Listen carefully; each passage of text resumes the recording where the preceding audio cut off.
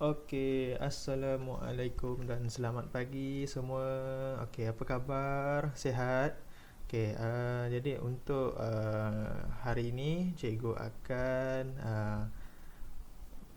mengajar, okey, mengajar subjek reka bentuk dan teknologi tahun 5.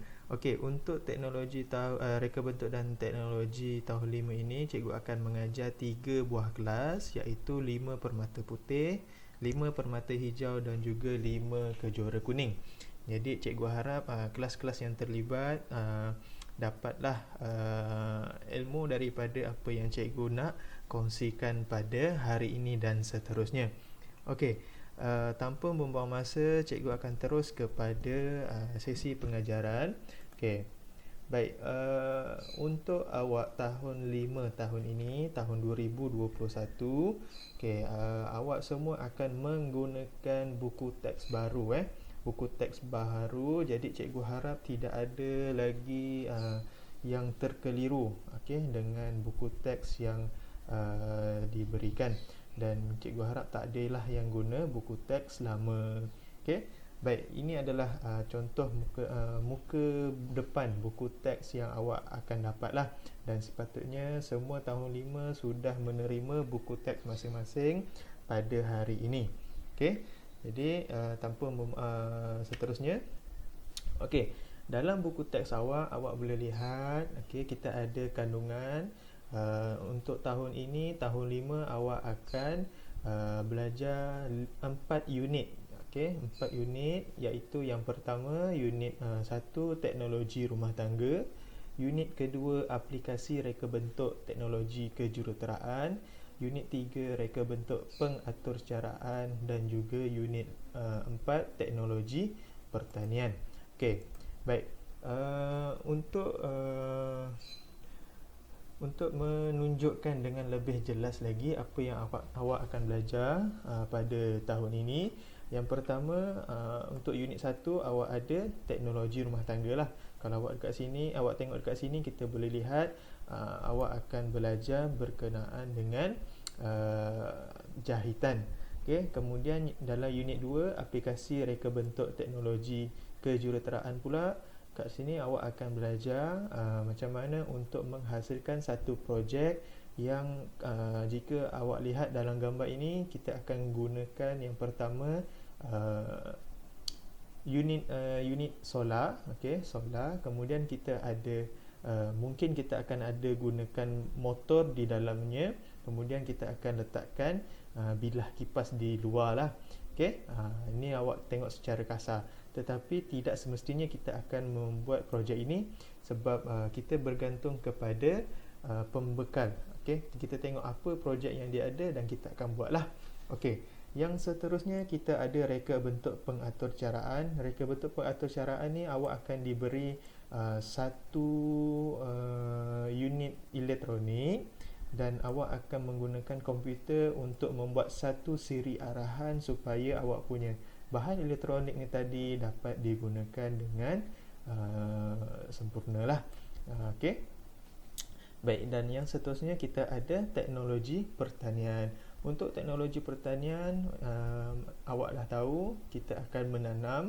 Okey, jadi apa yang kita akan tanam, kita akan tengok bergantung kepada keadaan sekarang lah. Sekarang ni keadaan tak menentu, jadi kita pun tak dapat nak, cikgu pun tak dapat nak cakap dengan jelas lah macam mana kita nak buat, macam mana kita nak laksanakan projek-projek yang ada. Okey, jadi untuk hari ini cikgu akan terangkan secara teori sahaja, dan cikgu harap awak semua akan dapat di akhir ni nanti, cikgu harap awak akan dapat salin semula nota yang cikgu berikan di dalam buku tulis garis 1.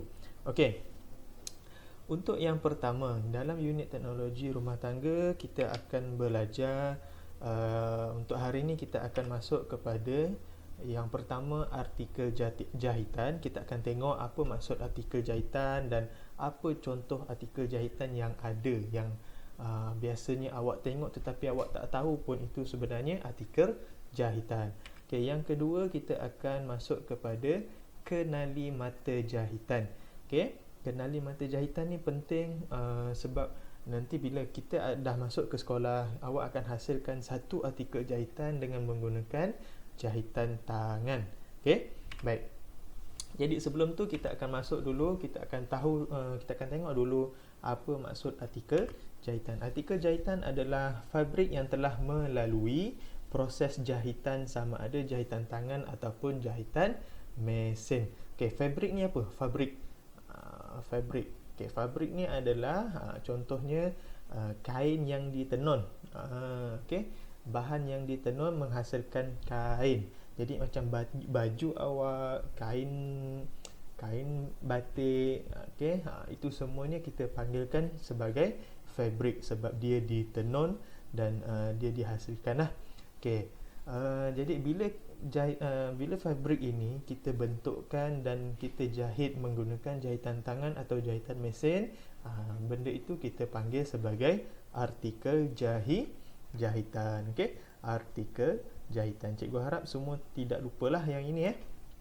Okey, yang seterusnya kita akan masuk. Okey, apa dia contoh artikel jahitan? Siapa tahu contoh artikel jahitan? Okey, yang pertama apron. Okey, ini yang paling mudah lah yang cikgu boleh masukkan dalam ini supaya awak nampak dengan jelas apa dia contoh artikel jahitan yang ada dekat luar sana, yang sebenarnya benda tu adalah artikel jahitan tetapi awak tak tahu pun benda tu sebenarnya artikel jahitan. Okey, yang kedua adalah alas periuk, yang ketiga sarung bantal, dan yang keempat sarung tangan dapur. Sarung tangan dapur ni yang itulah untuk awak angkat benda yang panas. Alas periuk ni untuk letak benda yang panas. Okey, sarung bantal. Okey, apa lagi contoh artikel jahitan yang awak tahu selain daripada 4 contoh yang cikgu tunjukkan ni? Okey, selain daripada tu, okey, kita boleh tengok dekat yang pertama sekali, awak boleh tengok pada langsir. Langsir rumah mak awak, rumah ayah awak tu, awak tengok. Okey, itu juga adalah contoh artikel jahitan. Okey, jadi untuk yang ini, contoh artikel jahitan ini, dalam buku tulis nanti cikgu harap awak dapat tuliskan lagi 3 contoh artikel jahitan. Okey, cikgu nak 3 contoh artikel jahitan selain daripada yang cikgu dah terangkan di dalam penerangan inilah. Okey, cikgu tak nak tengok lagi lah ada yang tulis apron ke, alas periuk ke, cikgu nak lain. Okey, kalau boleh cikgu nak 3 sahaja. Okey, tulis dalam buku awak dan nanti hantar kepada cikgu. Okey, baik, seterusnya kita akan terus masuk kepada topik yang kedua, iaitu kenali mata jahitan. Okey, untuk yang pertama, okey, jenis mata jahitan yang awak akan belajar adalah jahitan kia. Okey, namanya jahitan kia. Yang kedua, jelujur halus. Yang ketiga, jelujur kasar. Yang keempat, insang pari. Yang kelima, jahitan sembat. Okey, sembat ke sembat ke, sama je dua-dua tu. Okey, sebutannya jahitan sembat. Dan yang ketiga, kita ada jahitan silang pangkah. Okey, kita akan tengok satu persatu jahitan yang ada supaya awak jelas. Okey, awak dapat bezakan nanti. Cikgu nak awak bezakan apa beza antara kia dengan jelujur halus, apa beza silang pangkah dengan sembat, apa persamaan dia. Okey, kita akan tengok satu demi satu. Okey, yang pertama adalah jahitan kia. Untuk jahitan kia, okey, awak tengok dalam gambar tu. Okey, kalau dalam gambar ni awak boleh nampak kita ada satu titik A dan satu titik B. Okey, baik. Jahitan kia ini adalah jahitan di mana awak hanya akan menyambungkan, okey, membuat 2 ataupun 3 kali ulangan pada titik yang sama. Okey, maknanya 2 titik ni sahaja. Okey, baik, jadi kita tengok pula jahitan kia ini kita gunakan untuk memulakan dan mematikan jahitan. Okey, jadi untuk kita mula ataupun untuk kita akhirkan nanti, kita gunakan namanya jahitan kia. Okey, tetapi bukan itu sahaja. Jahitan Kia ni juga boleh digunakan sebagai jahitan tetap dan menjahit bahagian klim yang meretas serta menggantikan jahitan mesin. Okey. Apa beza dia? Okey, jahitan Kia ni dia macam jahitan mesin. Okey, awak tengok dekat baju awak sekarang. Okey, awak tengok dekat biasanya dekat bawah baju tu awak boleh nampak ada satu line benang, betul? Ada satu garisan benang. Okey, itu sebenarnya adalah jahitan Kia. Tetapi jahitan Kia yang ada pada baju awak biasanya menggunakan jahitan mesin. Jadi mesin lah. Awak tekan je mesin, terus dia on. Guduk guduk guduk guduk guduk. Okey. Tapi yang ini jahitan Kia ini awak akan gunakan jarum dan juga tangan. Jadi awak akan jahitlah. Okey. Baik, yang seterusnya kita akan masuk kepada jahitan jeluju halus. Okey, jahitan jeluju halus ni kegunaan dia awak boleh nampak dekat sini, dia jarak-jarak. Okey, dia jarak-jarak. Kalau jahitan Kia tadi yang tempat kosong ini pun ada jahitan juga. Okey, tapi jahitan jeluju halus ni dia hanya jarak-jarak. Okey. Apa kegunaan dia? Kegunaan dia adalah sebagai jahitan tetap. Okey. Jahitan jeluju halus digunakan untuk membuat kedutan atau sulaman pada fabrik. Okey, dan juga boleh digunakan untuk membaiki kelepet yang meretas. Okey, apa maksud meretas? Meretas ni apa maksud dia? Okey, awak pernah tak hadapi ataupun pernah tak awak tengok awak pakai baju, tiba-tiba ada benang awak macam terputus. Lepas tu awak pun tarik. Kan? Apa berlaku bila awak tarik? Lama-lama baju awak pun akan daripada elok dia berjahit, terus dia akan terbuka jahitan tu, kan? Okey, itulah maksudnya meretas. Maksudnya benang awak tu dah putus. Jadi kita nak sambung balik, okey, kita gunakan jahitan jeluju halus lah. Kalau jahitan tu dia yang meretas tu panjang, okey, yang meretas tu panjang, kita sebaiknya kita gunakan jahitan jeluju halus. Okey, selain daripada nak jahit baju ataupun nak jahit kain, jahitan jeluju halus ni juga kita boleh gunakan untuk sulaman pada fabrik. Okey, sulaman pada fabrik. Jadi kalau kita nak buat sulaman pun boleh menggunakan jahitan jeluju halus. Okey, yang seterusnya jahitan jeluju kasar. Okey, apa beza jahitan jeluju kasar dengan jahitan jeluju halus? Okey, jahitan jeluju kasar dengan jahitan jeluju halus tadi. Okey, perbezaan dia, okey, gambar cikgu ni dia sebenarnya berbeza. Jahitan jeluju kasar ni sebenarnya jarak dia antara benang dengan benang itu adalah lebih besar. Maknanya kalau tadi kita buat jeluju halus tu kita buat rapat-rapat, yang jeluju kasar ni kita buat jarak-jarak. Kenapa? Kenapa? Okey, jeluju kasar ni sebabnya digunakan untuk jahitan sementara sahaja. Okey, maknanya kita nak lekatkan dua kain tu. Okey, kita tak nak bagi dia bergerak. Contoh, ini kain pertama. Okey. Ini kain kedua. Okey.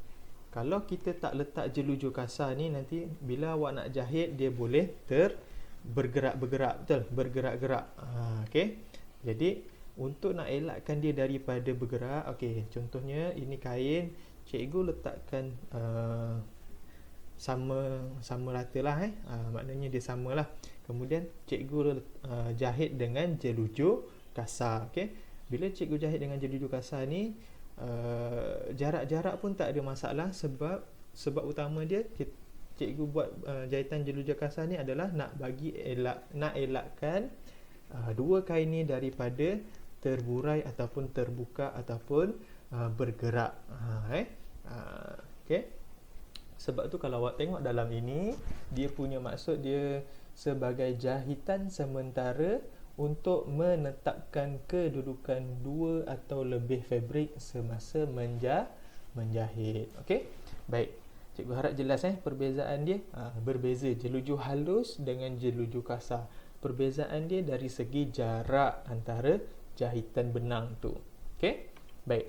Yang seterusnya kita ada jahitan insang pari. Okey, kenapa kita namakan dia insang pari? Pernah tengok ikan pari tak? Okey.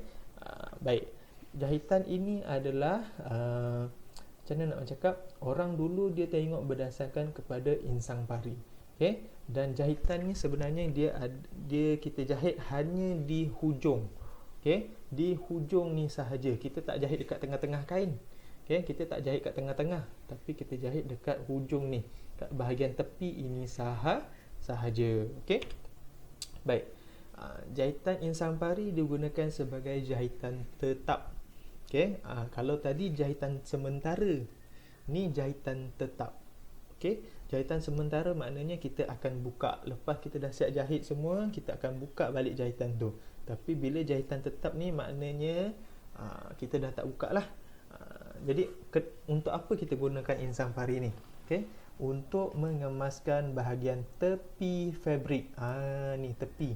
Dalam maksud pun dia dah bagi tahu dah, bahagian tepi fabrik dan sebagai jahitan hiasan untuk menjahit motif. Okey. Okey, baik. Selain daripada digunakan benda ni untuk nak kemaskan bahagian tepi fabrik, okey, ada juga orang menggunakan insang pari ni, jahitan insang pari ni untuk buat motif. Apa motif ni? Buat ni lah, corak. Okey, dia boleh buat corak dekat atas kain ni menggunakan insang pari. Okey. Yang seterusnya jahitan sambat. Okey, kalau awak tengok dekat sini, dalam gambar ini, awak tengok dekat kawasan ini adalah kawasan yang telah dilipat. Okey, awak tengok dekat dalam ni pun ada lebihan kain tu, dan dia jahit hanya di tepi, di hujung ini dan belah dalam kain sebelah dalam. Okey. Baik, jahitan sambat kita gunakan sebagai jahitan tetap. Okey, sama juga dengan insang pari tadi, kita gunakan jahitan sambat ni untuk jahitan tetap, menjahit bahagian kelepet atau bahan hiasan. Okey, bahagian kelepet maknanya bila kita lipatkan dia ke dalam dan kita nak jahit bahagian yang kita lipat tu saja, bukan sebelah luar bukan sebelah luar, tetapi yang sebelah dalam. Okey, ni sebelah dalam. Okey. Dan yang terakhir kita ada jahitan silang pangkah. Okey. Jahitan silang pangkah ni macam nama dia, okey, kita buat jahitan tu bentuk pangkah dan dia bersilang. Dia bersilang antara atas dan bawah. Kejap dia naik atas, lepas tu dia turun balik bawah, naik atas balik, turun bawah. Okey. Baik. Alamak, gambar cikgu tersilap. Okey, cikgu maafkan cikgu, gambar ni tersilap. Okey, awak boleh tengok sendiri dalam buku teks. Okey, jahitan silang pangkah ni gambar dia macam X lah. Okey. Jahitan silang pangkah ni kita gunakan sebagai jahitan tetap untuk kemaskan bahagian kelepet juga. Okey, lipatan atau tepi kain serta sebagai hiasan, jahitan hiasan. Okey, dia ni banyak. Silang pangkah ni kita boleh gunakan untuk banyak benda. Okey, yang pertama bahagian kelepet. Okey, bahagian kelepet. Yang kedua lipatan. Okey, apa beza kelepet dengan lipatan? Okey, kalau lipat kita hanya lipat. Okey, kalau lipat kita hanya lipatkan kain tu, dah lipat. Tapi kalau kelepet maknanya kita lipat yang pertama dan kemudian kita lipat yang kedua,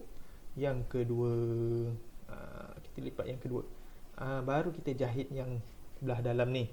Okey, belah dalam ni, inilah yang kita panggil sebagai kelepet. Tepi kain macam mana? Inilah tepi kain. Okey, tepi kain inilah dia tepi kain yang kita jahitkan, yang kita boleh jahit menggunakan silang pangkah. Okey, dia sama juga macam insang pari. Okey, jahitan silang pangkah ni kita boleh gunakan untuk sebagai jahitan hiasan. Maknanya kita nak buat corak ataupun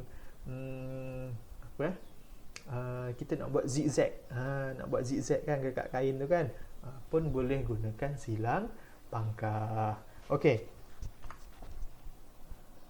Okey, baik. Cikgu rasa itu sahaja untuk penerangan kali ini. Okey, sebab cikgu tak dapat nak tunjukkan dengan jelaslah macam mana kita menjahit. Okey, tetapi jika kalau ada rezeki kita dapat masuk sekolah semula, insya-Allah kita semua akan buatlah benda ni menggunakan fabric. Okey. Jadi cikgu harap awak dapat salin semula nota yang ada, okey, dalam buku tulis garis 1. Okey, kalau boleh buku garis 1 pendek pun tak ada masalah. Okey, dan lepas nota macam yang cikgu cakap tadi, cikgu nak awak tuliskan apa 3 contoh lain yang awak tahu.